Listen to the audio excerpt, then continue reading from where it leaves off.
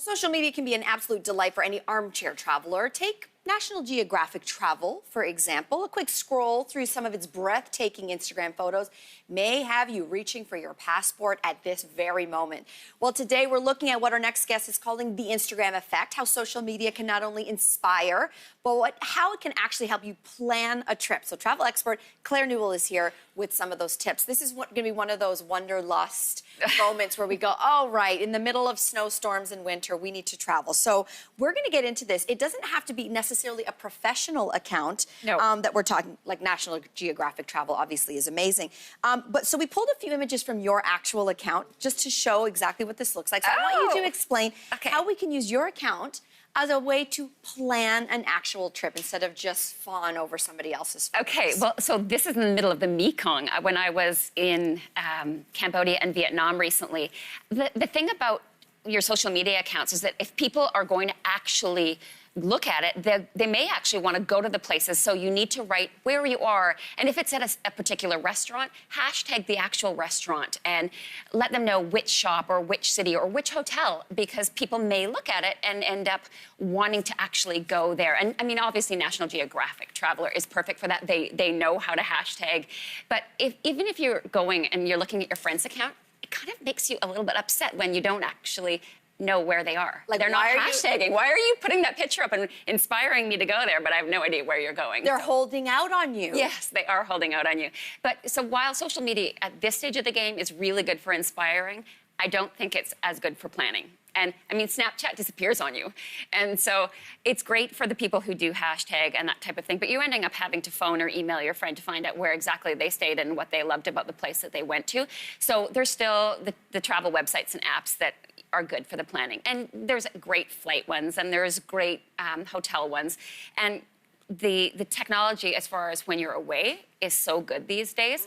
I love some of the ones that Google has come up with. So let's talk about that. These are what you're calling in-destination apps that you can use. Once you've actually planned your trip, you're there. Right. So what are some of your faves and why? What do they do?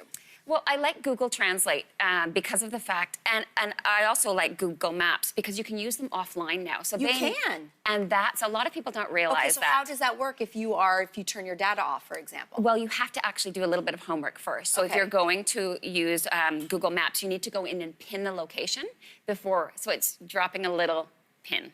And I know that sounds pretty scary to some people, but it's simple. You just drop the little red pin in, and then for Google Translate, you go into the language ahead of time. And that way you can use it once you're not on data.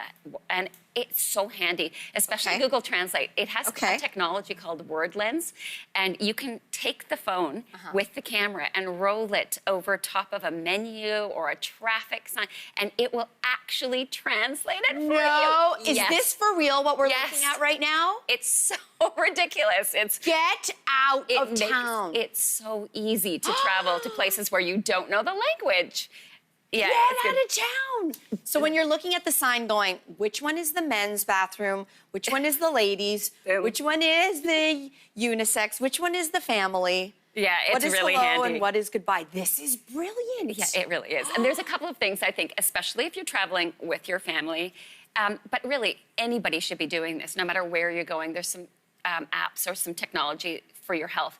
And the first thing you should do, have you ever registered your trip on the government's website when you cross out of the Canadian border? I sure do. Now, I know I'm a bit of a nerd because everyone makes fun of me, but when I traveled on my honeymoon, my husband and I checked into every country. We were all over the place, and I said, in case we get, who knows, anything can happen. And a lot of people don't do that. You know, and it's like the world needs to know, Canada needs to know where we are. Yes, and it's so easy. The website is travel.gc, Government of Canada, .ca. It takes 3 minutes. All you need is your full name, your passport number, where you're going, and a contact number, and they know how to contact you in case there's an emergency. And goodness knows, it can happen anywhere at any time, sadly, these days. Yeah. The other thing is that you should download something called ICE, which is called In Case of Emergency. It's a really great app. It creates a wallpaper, and you then put it on top of, you put it on your homepage. And if you've got, say, a shellfish allergy, or your blood type you can put in, your contact information, and you can still have your picture of your kids, but this just lays over it. So it's really important. And no matter where you're going, because people are being inspired to go all over the world these days. you need to make sure that you go to your doctor if you've got one. If not, go to a travel clinic. Find out if there's any vaccinations that you need. There's vaccinations that should be up to date anyway, tetanus and Hep A and B, but also ones that cover Could be you. specific for a region.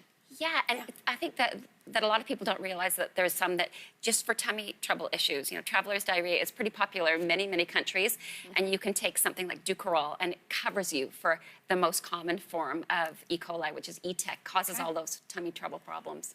Well, we started with the Instagram effect, so I'm going to encourage people to do that right now. Make sure they hashtag properly so that we can use Instagram to help plan. We thank you for taking us through that journey. Thanks so much. Great Instagram account, Claire.